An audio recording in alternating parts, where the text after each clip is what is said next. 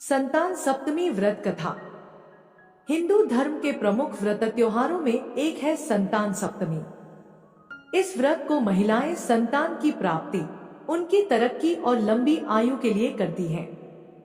हिंदू पंचांग के अनुसार संतान सप्तमी का व्रत भाद्रपद मास के शुक्ल पक्ष की सप्तमी तिथि को रखा जाता है और आज भाद्रपद मास के शुक्ल पक्ष की सप्तमी तिथि है। आज महापूर्ण फलदायी संतान सप्तमी का व्रत है। इस व्रत के प्रभाव से जल्द ही सूनी गोद भर जाती है। संतान सप्तमी का व्रत रखने से और इसकी कथा को सुनने से संतान प्राप्ति, संतान की रक्षा और संतान की उन्नति होती है तथा साथ ही साथ सभी मनोकामनाएं भी पूर्ण हो जाती है। जो भी मनुष्य इस व्रत कथा को सुनता है वह भगवान शिव और माता पार्वती का प्रिय हो जाता है। तो आज मैं आपको सुना रही हूँ संतान सप्तमी की बड़ी ही दुर्लभ कथा। इस कथा को बड़ी ही श्रद्धा और प्रसन्नचित मन से पूरा अवश्य सुनिएगा। एक दिन महाराज युधिष्ठिर ने भगवान श्री कृष्ण जी से कहा, हे प्रभु, कोई ऐसा उत्तम व्रत बताइए जिसके प्रभाव से मनुष्यों के अनेकों सांसारिक क्लेश दूर होकर वे पुत्र एवं पौत्रवान हो जाए। यह सुनकर भगवान श्री कृष्ण बोले, हे राजन, तुमने बड़ा ही उत्तम प्रश्न किया है। मैं तुमको एक पौराणिक कथा सुनाता हूँ, ध्यान पूर्वक सुनो। एक समय लोमश ऋषि ब्रज की मथुरापुरी में वासुदेव देवकी के घर गए। ऋषि राज को आया हुआ देखकर दोनों अत्यंत प्रसन्न हुए तथा उनको उत्तम आसन पर बैठाकर उनका अनेक प्रकार से स्वागत और सत्कार किया। फिर मुनि के चरणोदक से अपने घर तथा शरीर को पवित्र किया। वह प्रसन्न होकर उनको कथा सुनाने लगे। लोमस ऋषि ने कहा, हे देवकी, दुष्ट दुराचारी पापी कंस ने तुम्हारे कई पुत्र मार डाले हैं, जिसके कारण तुम्हारा मन अत्यंत दुखी है। इसी प्रकार राजा नहुस की पत्नी चंद्रमुखी भी अत्यंत दुखी रहा करती थी, किंतु उसने संतान सप्तमी का व्रत विधि विधान सहित किया, जिसके प्रताप से उनको संतान का सुख प्राप्त हुआ। यह सुनकर देवकी ने हाथ जोड़कर लोमश ऋषि से कहा, हे ऋषिराज, कृपा करके रानी चंद्रमुखी का संपूर्ण वृत्तांत तथा इस व्रत को विस्तार पूर्वक मुझे बतलाइए, जिससे मैं भी इस दुख से छुटकारा पा सकूं। लोमश ऋषि ने कहा, हे देवकी, अयोध्या के राजा नहुष थे। उनकी पत्नी चंद्रमुखी अत्यंत सुंदर थी। उनके नगर में विष्णुगुप्त नाम का एक ब्राह्मण रहता था। उसकी स्त्री का नाम भद्रमुखी था। वह भी अत्यंत रूपवती सुंदरी थी। रानी और ब्राह्मणी में अत्यंत प्रेम था। एक दिन वह दोनों सरयू नदी में स्नान करने के लिए गई। वहां उन्होंने देखा कि अन्यत्र बहुत सी स्त्रियां सरयू नदी में स्नान करके निर्मल वस्त्र पहनकर एक मंडप में शंकर एवं पार्वती की मूर्ति स्थापित करके पूजा कर रही थी। रानी और ब्राह्मणी ने ये देखकर उन स्त्रियों से पूछा कि बहनों, तुमने ये किस देवता का और किस कारण से पूजन व्रत आदि कर रही हो? यह सुन स्त्रियों ने कहा कि हम संतान सप्तमी का व्रत कर रही है और हमने भगवान शिव और देवी पार्वती का पूजन चंदन अक्षत आदि से षोडशोपचार विधि से किया है। यह सब इसी पुनीत व्रत का विधान है। यह सुनकर रानी और ब्राह्मणी ने भी इस व्रत के करने का मन ही मन संकल्प किया और घर वापस लौट आई। ब्राह्मणी भद्रमुखी तो इस व्रत को नियम पूर्वक करती रही, किंतु रानी चंद्रमुखी राजमत के कारण कभी इस व्रत को करती, कभी ना करती, कभी भूल जाती। कुछ समय बाद दोनों की मृत्यु हो गई। दूसरे जन्म में रानी बंदरिया और ब्राह्मणी ने मुर्गी की योनि पाई, परंतु ब्राह्मणी मुर्गी की योनि में भी कुछ नहीं भूली और भगवान शंकर तथा पार्वती जी का ध्यान करती रही। उधर रानी बंदरिया की योनि में भी सब कुछ भूल गई। कुछ समय के बाद दोनों ने यह देह त्याग दी। अब इनका तीसरा जन्म मनुष्य योनि में हुआ। उस ब्राह्मणी ने एक ब्राह्मण के यहाँ कन्या के रूप में जन्म लिया। उस ब्राह्मण कन्या का नाम भूषण देवी रखा गया तथा विवाह गोकुल निवासी अग्निशील ब्राह्मण से कर दिया गया। भूषण देवी इतनी सुंदर थी कि वह आभूषण रहित होते हुए भी अत्यंत सुंदर लगती थी। कामदेव की पत्नी रति भी उसके समक्ष लज्जित होती थी। भूषण देवी के अत्यंत सुंदर, सर्वगुण संपन्न चंद्रमा के समान धर्मवीर, कर्मनिष्ठ, सुशील स्वभाव वाले 8 पुत्र उत्पन्न हुए। यह सब शिवजी के व्रत का पुनीत फल था। दूसरी ओर शिवजी से विमुख रानी के गर्भ से कोई भी संतान नहीं हुआ। वह निःसंतान दुखी रहने लगी। रानी और ब्राह्मणी में जो प्रेम पहले जन्म में था वह अभी भी बना हुआ था। रानी जब वृद्धावस्था को प्राप्त होने लगी तब उसके गूंगा, बहरा तथा बुद्धिहीन अल्प आयु वाला पुत्र पैदा हुआ। वह 9 वर्ष की आयु में इस क्षण भंगुर संसार को छोड़कर चला गया। अब तो रानी पुत्र शोक में अत्यंत दुखी और व्याकुल रहने लगी। देव योग से भूषण देवी रानी के यहाँ अपने पुत्रों को लेकर पहुंची। रानी का हाल सुनकर उसे भी बहुत दुख हुआ, किंतु इसमें किसी का क्या दोष। कर्म और प्रारब्ध के लिखे को स्वयं ब्रह्मा भी मिटा नहीं सकते। रानी के कर्म ही ऐसे थे, इसी कारण उसे दुख भोगना पड़ा। इधर रानी ब्राह्मणी के इस वैभव और 8 पुत्रों को देखकर उससे मन में ईर्ष्या करने लगी तथा उसके मन में पाप उत्पन्न हुआ। उस ब्राह्मणी ने रानी का संताप दूर करने निमित्त अपने 8 पुत्र रानी के पास छोड़ दिए। रानी ने पाप के वशीभूत होकर उन ब्राह्मणी पुत्रों की हत्या करने के विचार से लड्डू में जहर मिलाकर उनको खिला दिया। परंतु भगवान शंकर की कृपा से एक भी बालक की मृत्यु नहीं हुई। यह देखकर तो रानी अत्यंत ही आश्चर्यचकित हो गई और इस रहस्य का पता लगाने की मन में ठान ली। भगवान की पूजा से निवृत्ति होकर जब भूषण देवी आई तो रानी ने उससे कहा कि मैंने तेरे पुत्रों को मारने के लिए इनको जहर मिलाकर लड्डू खिला दिया, किंतु इनमें से एक भी पुत्र नहीं मरा। तूने कौन सा दान पुण्य व्रत किया है जिसके कारण तेरे यह पुत्र नहीं मरे और तू नित्य नए सुख भोग रही है?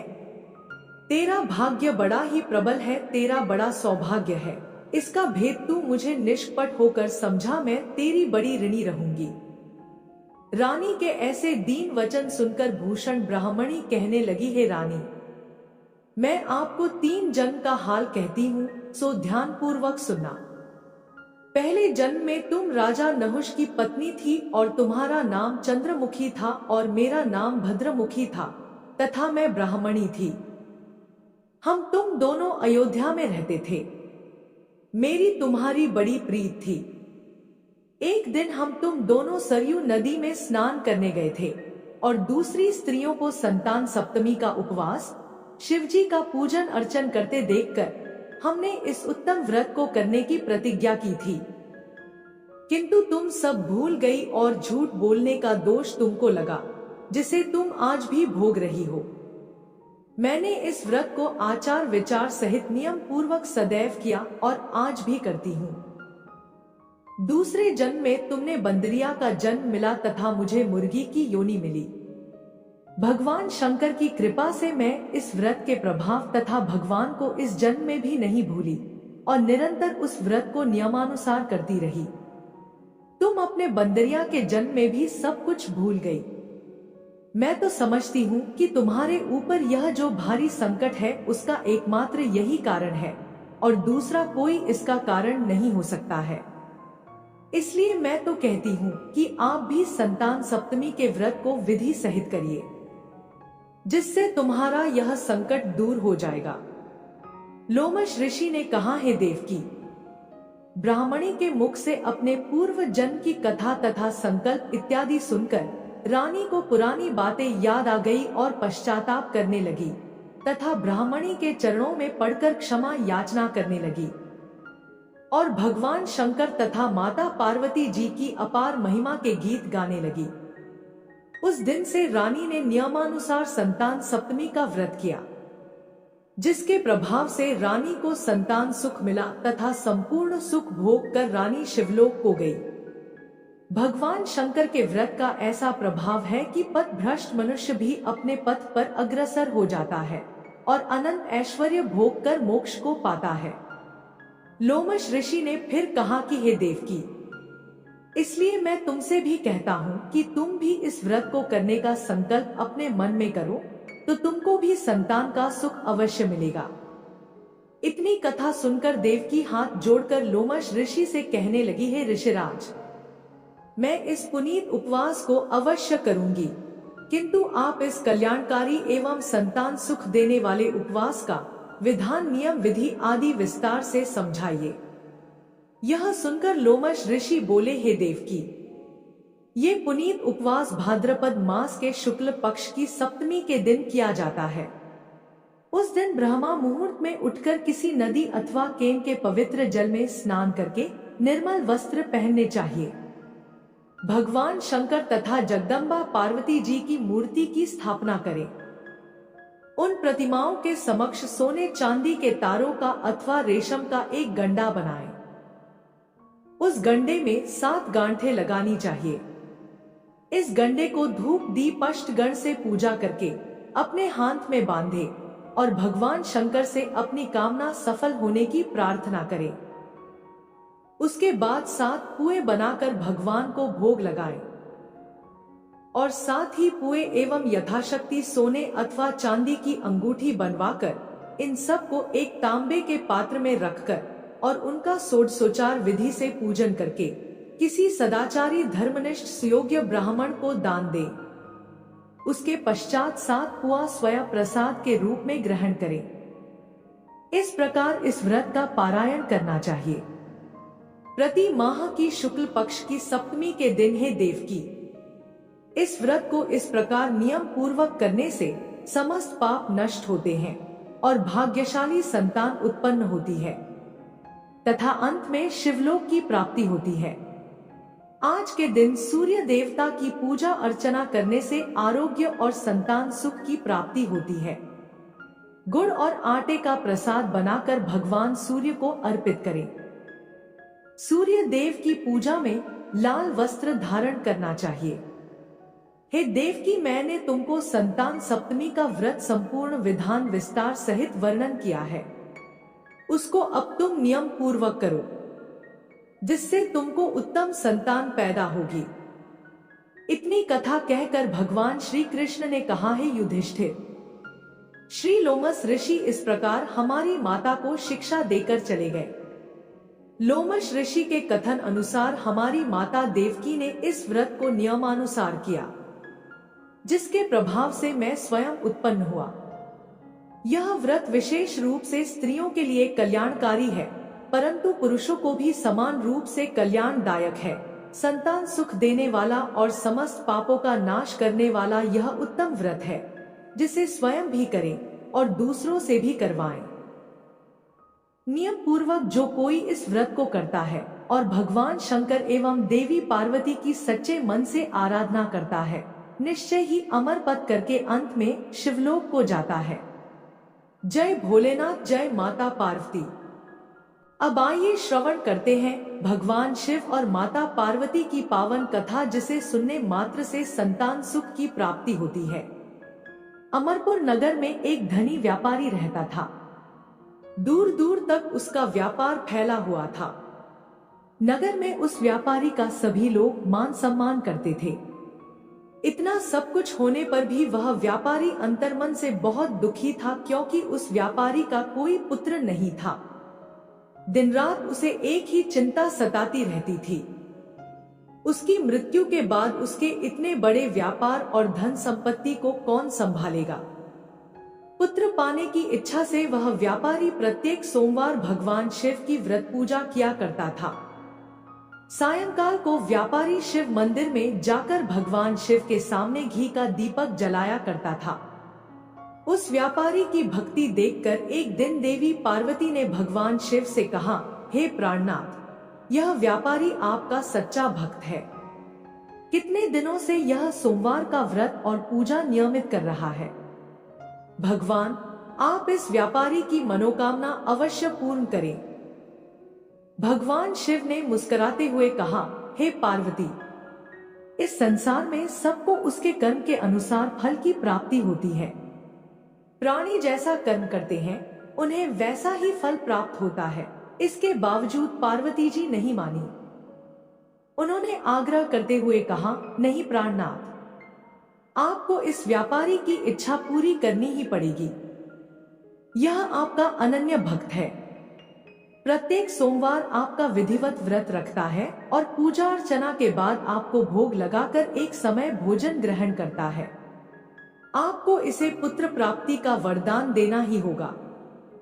पार्वती का इतना आग्रह देखकर भगवान शिव ने कहा, तुम्हारे आग्रह पर मैं इस व्यापारी को पुत्र प्राप्ति का वरदान देता हूँ, लेकिन इसका पुत्र 16 वर्ष से अधिक जीवित नहीं रहेगा। उसी रात भगवान शिव ने स्वप्न में उस व्यापारी को दर्शन देकर उसे पुत्र प्राप्ति का वरदान दिया और उसके पुत्र के 16 वर्ष तक जीवित रहने की बात भी बताई। भगवान के वरदान से व्यापारी को खुशी तो हुई, लेकिन पुत्र की अल्पायु की चिंता ने उस खुशी को नष्ट कर दिया। व्यापारी पहले की तरह सोमवार का विधिवत व्रत करता रहा। कुछ महीने पश्चात उसके घर अति सुंदर पुत्र उत्पन्न हुआ। पुत्र जन्म से व्यापारी के घर में खुशियां भर गईं। बहुत धूमधाम से पुत्र जन्म का समारोह मनाया गया। व्यापारी को पुत्र जन्म की अधिक खुशी नहीं हुई, क्योंकि उसे पुत्र की अल्प आयु के रहस्य का पता था। यह रहस्य घर में किसी को नहीं मालूम था। विद्वान ब्राह्मणों ने उस पुत्र का नाम अमर रखा।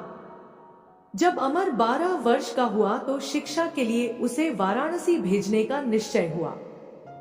व्यापारी ने अमर के मामा दीपचंद को बुलाया और कहा कि अमर को शिक्षा प्राप्त करने के लिए वाराणसी छोड़ आओ। अमर अपने मामा के साथ शिक्षा प्राप्त करने के लिए चल दिया। रास्ते में जहां भी अमर और दीपचंद रात्रि विश्राम के लिए ठहरते, वहीं यज्ञ करते और ब्राह्मणों को भोजन कराते थे। लंबी यात्रा के बाद अमर और दीपचंद एक नगर में पहुंचे। उस नगर के राजा की कन्या के विवाह की खुशी में पूरे नगर को सजाया गया था। निश्चित समय पर बारात आ गई, लेकिन वर का पिता अपने बेटे के एक आंख से काने होने के कारण बहुत चिंतित था। उसे इस बात का भय सता रहा था कि राजा को इस बात का पता चलने पर कहीं वह विवाह से इनकार न कर दे, इससे उसकी बदनामी होगी। वर के पिता ने अमर को देखा तो उसके मस्तिष्क में एक विचार आया। उसने सोचा, क्यों न इस लड़के को दूल्हा बनाकर राजकुमारी से विवाह करा दूं। विवाह के बाद इसको धन देकर विदा कर दूंगा और राजकुमारी को अपने नगर में ले जाऊंगा। वर के पिता ने इसी संबंध में अमर और दीपचंद से बात की। दीपचंद ने धन मिलने के लालच में वर के पिता की बात स्वीकार कर ली। अमर को दूल्हे के वस्त्र पहनाकर राजकुमारी चंद्रिका से विवाह करा दिया गया। राजा ने बहुत सा धन देकर राजकुमारी को विदा किया। अमर जब लौट रहा था तो सच नहीं छिपा सका और उसने राजकुमारी की ओढ़नी पर लिख दिया, राजकुमारी चंद्रिका, तुम्हारा विवाह तो मेरे साथ हुआ था, मैं तो वाराणसी में शिक्षा प्राप्त करने जा रहा हूँ। अब तुम्हें जिस नवयुवक की पत्नी बनना पड़ेगा वह एक आंख से काना है। जब राजकुमारी ने अपनी ओढ़नी पर लिखा हुआ पढ़ा तो उसने काने लड़के के साथ जाने से इनकार कर दिया। राजा ने सब बातें जानकर राजकुमारी को महल में रख लिया। उधर अमर अपने मामा दीपचंद के साथ वाराणसी पहुंच गया। अमर ने गुरुकुल में पढ़ना शुरू कर दिया। जब अमर की आयु 16 वर्ष पूरी हुई तो उसने एक यज्ञ किया। यज्ञ की समाप्ति पर ब्राह्मणों को भोजन कराया और खूब अन्न वस्त्र दान किए। रात को अमर अपने शयन कक्ष में सो गया। शिव के वरदान के अनुसार शयनावस्था में ही अमर के प्राण पखेरु उड़ गए। सूर्योदय पर मामा अमर को मृत देखकर रोने पीटने लगा। आसपास के लोग भी एकत्र होकर दुख प्रकट करने लगे। मामा के रोने विलाप करने के स्वर समीप से गुजरते हुए भगवान शिव और माता पार्वती ने भी सुने। पार्वती जी ने भगवान से कहा, प्राणनाथ, मुझसे इसके रोने के स्वर सहन नहीं हो रहे, आप इस व्यक्ति के कष्ट अवश्य दूर करें। भगवान शिव ने पार्वती जी के साथ अदृश्य रूप में समीप जाकर अमर को देखा तो पार्वती जी से बोले, पार्वती, यह तो उसी व्यापारी का पुत्र है। मैंने इसे 16 वर्ष की आयु का वरदान दिया था। इसकी आयु तो पूरी हो गई। पार्वती जी ने फिर भगवान शिव से निवेदन किया, हे प्राणनाथ, आप इस लड़के को जीवित करें, नहीं तो इसके माता पिता पुत्र की मृत्यु के कारण रो रो कर अपने प्राणों का त्याग कर देंगे। इस लड़के का पिता तो आपका परम भक्त है, वर्षों से सोमवार का व्रत करते हुए आपको भोग लगा रहा है। पार्वती के आग्रह करने पर भगवान शिव ने उस लड़के को जीवित होने का वरदान दिया और कुछ ही पल में वह जीवित होकर उठ बैठा। शिक्षा समाप्त करके अमर मामा के साथ अपने नगर की ओर चल दिया। दोनों चलते हुए उसी नगर में पहुंचे जहां अमर का विवाह हुआ था। उस नगर में भी अमर ने यज्ञ का आयोजन किया। समीप से गुजरते हुए नगर के राजा ने यज्ञ का आयोजन देखा। राजा ने अमर को तुरंत पहचान लिया। यज्ञ समाप्त होने पर राजा अमर और उसके मामा को महल में ले गया और कुछ दिन उन्हें महल में रखकर बहुत सा धन वस्त्र देकर राजकुमारी के साथ विदा किया। रास्ते में सुरक्षा के लिए राजा ने बहुत से सैनिकों को भी साथ भेजा। दीपचंद ने नगर में पहुंचते ही एक दूत को घर भेजकर अपने आगमन की सूचना भेजी। अपने बेटे अमर के जीवित वापस लौटने की सूचना से व्यापारी बहुत प्रसन्न हुआ। व्यापारी ने अपनी पत्नी के साथ स्वयं को एक कमरे में बंद कर रखा था। भूखे प्यासे रहकर व्यापारी और उसकी पत्नी बेटे की प्रतीक्षा कर रहे थे। उन्होंने प्रतिज्ञा कर रखी थी कि यदि उन्हें अपने बेटे की मृत्यु का समाचार मिला तो दोनों अपने प्राण त्याग देंगे। व्यापारी अपनी पत्नी और मित्रों के साथ नगर के द्वार पर पहुंचा। अपने बेटे के विवाह का समाचार सुनकर पुत्रवधू राजकुमारी चंद्रिका को देखकर उसकी खुशी का ठिकाना न रहा। उसी रात भगवान शिव ने व्यापारी के स्वप्न में आकर कहा, हे श्रेष्ठी, मैंने तेरे सोमवार के व्रत करने और व्रत कथा सुनने से प्रसन्न होकर तेरे पुत्र को लंबी आयु प्रदान की है। व्यापारी बहुत प्रसन्न हुआ। सोमवार का व्रत करने से व्यापारी के घर में खुशियां लौट आईं। शास्त्रों में लिखा है कि जो स्त्री पुरुष सोमवार का विधिवत व्रत करते और व्रत कथा सुनते हैं, उनकी सभी इच्छाएं पूरी होती हैं।